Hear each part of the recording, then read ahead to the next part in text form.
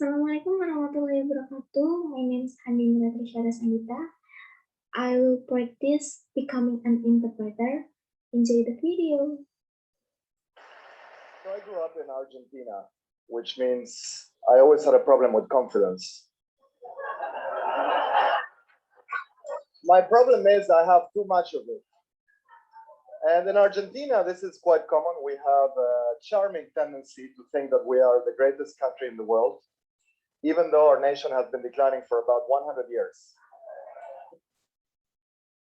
Saya dibesarkan di Argentina, yang berarti saya selalu punya masalah dengan kepercayaan diri. Masalah saya terlalu banyak, dan di Argentina ini cukup umum. Kita memiliki kecenderungan yang menarik untuk berpikir bahwa kita adalah negara terbesar di dunia, meskipun bangsa kita telah merosot selama sekitar 100 tahun. We are, according to some economic standards, the only perpetually devolving nation in the world. And to cope with this or maintain our delusion, we also have the highest concentration of psychoanalysts per capita in the world. And if you don't want to spend your life in therapy, you can do what I did, which is you become a psychologist yourself. Menurut beberapa standar ekonomi, kami satu-satunya negara yang terus-menerus berpindah di dunia, dan untuk mengatasi ini atau mempertahankan, kami juga memiliki konsentrasi psikoanalis per kapita tertinggi di dunia. Dan jika Anda tidak ingin menghabiskan hidup Anda dalam terapi, Anda dapat melakukan apa yang saya lakukan, yaitu Anda menjadi psikolog sendiri. So I've always been interested in the relationship between confidence, how smart you think you are, and competence, how smart you actually are. And for about 10 years, I've been conducting studies relating people's self-perceived abilities with their actual abilities, not just in Argentina, but in about 40 different countries. And the surprising fact is that there is a very weak relationship between competence and confidence. Not because most people are overly modest or underconfident, but because the vast majority of people think they're better than they actually are. Jadi, saya selalu tertarik pada hubungan antara kepercayaan diri. Seberapa pintar menurut Anda dan kompetensi Anda, seberapa pintar Anda sebenarnya, dan selama sekitar 10 tahun, saya telah melakukan penelitian yang menghubungkan kemampuan yang dirasakan orang dengan kemampuan mereka yang sebenarnya. Bukan hanya Argentina, tetapi di sekitar 40 negara yang berbeda, dan fakta yang mengejutkan adalah bahwa ada hubungan yang sangat erat antara kompetensi dan kepercayaan diri. Bukan karena banyak orang terlalu rendah hati atau kurang percaya diri, tetapi karena sebagian besar orang berpikir bahwa mereka lebih baik daripada yang sebenarnya. So overconfidence is one of the most pervasive biases in human thought. And if you read popular psychology textbooks or are into the self-help industry, you will know that there are two individual advantages of being overconfident. Number one, it does feel good to think you're great, even if you're deluded. Number two, that delusion can help you fool other people. Jadi, terlalu percaya diri adalah salah satu bias yang paling meresap dalam pemikiran manusia. Dan jika Anda membaca buku teks psikologi populer atau terjun ke industri swadaya, Anda akan tahu bahwa ada dua keuntungan individu menjadi terlalu percaya diri. Yang pertama, rasanya menyenangkan untuk berpikir bahwa Anda hebat, bahkan jika Anda tertipu. Yang kedua, bahwa delusi dapat membantu Anda membodohi orang lain.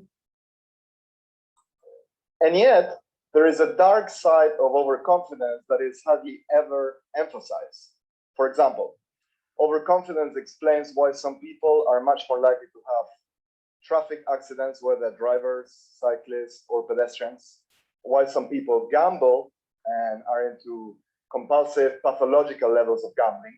and why we have financial gambling cases, such as the last meltdown, which are caused not just by greedy investment bankers, but also overconfident consumers who overestimate their ability to pay back their loans and mortgages. Overconfidence is also behind major health threats. Namun, ada sisi gelap dan dari terlalu percaya diri yang hampir tidak pernah ditekankan.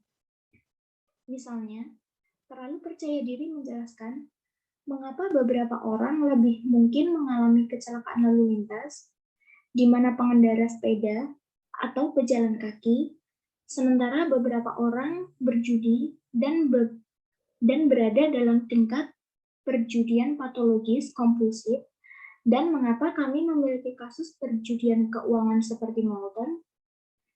Terakhir yang disebabkan tidak hanya oleh bankir investasi yang rakus, tetapi juga konsumen yang terlalu percaya diri yang melebih-lebihkan kemampuan mereka untuk membayar kembali pinjaman dan hipotek mereka atau melampiaskan ketidakpercayaan juga di balik ancaman kesehatan utama. And it explains why smokers, drinkers, drug users, illegal or legal, and compulsive eaters are in denial about their addictions and overestimate their ability to quit or underestimate the potential harmful effects that these addictions might have on them. Even when they're aware of them, they think it will happen to other people, not to themselves.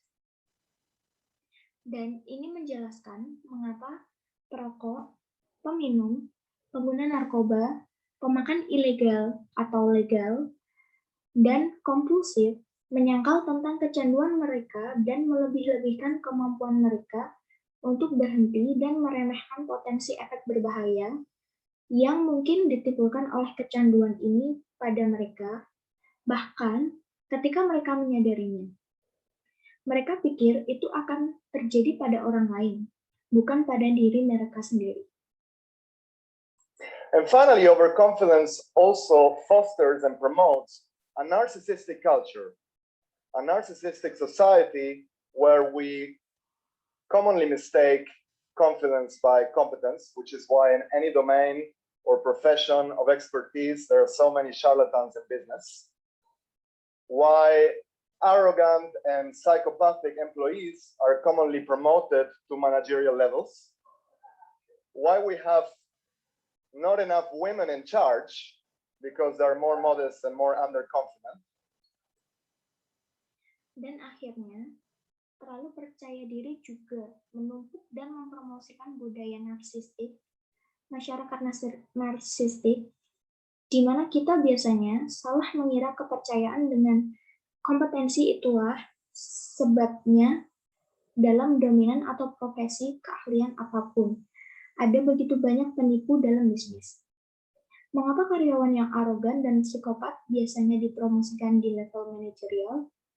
Mengapa kita tidak memiliki cukup banyak wanita yang bertanggung jawab karena ada yang lebih sederhana dan lebih tidak percaya diri?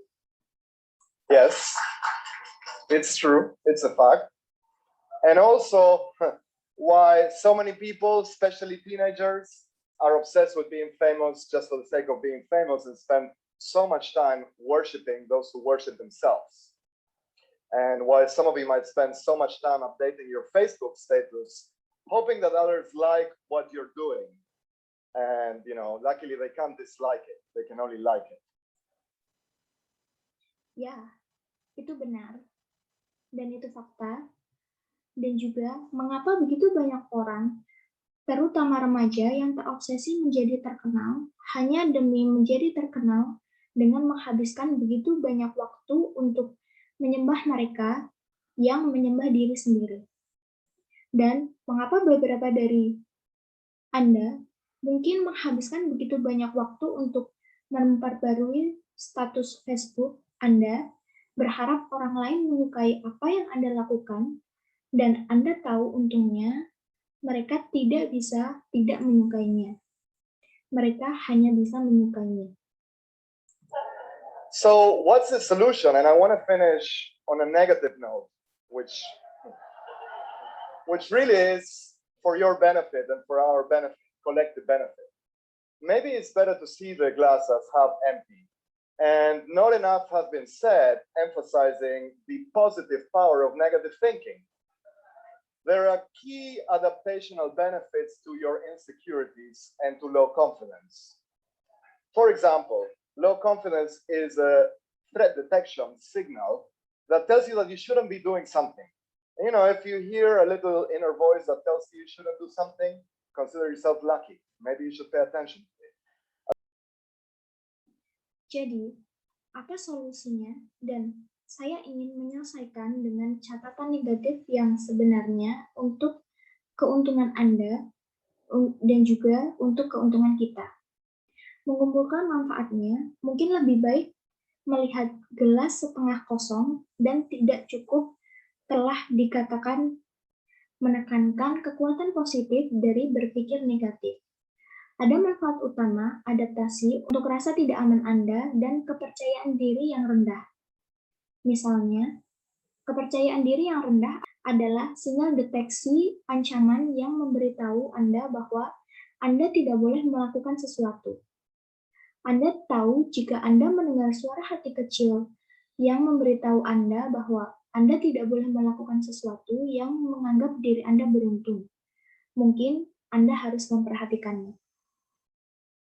Same time, the reason why so many people suffer from having low self-concept is because this signal is emphasizing a discrepancy between the person you want to be and the person you think you are.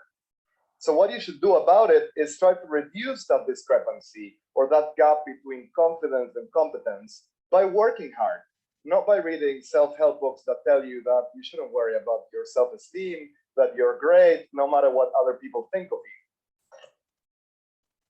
Pada saat yang sama, alasan mengapa begitu banyak orang menderita karena memiliki konsep diri yang rendah adalah karena sinyal ini menekankan ketidaksesuaian antara orang yang Anda inginkan dan orang yang Anda pikirkan.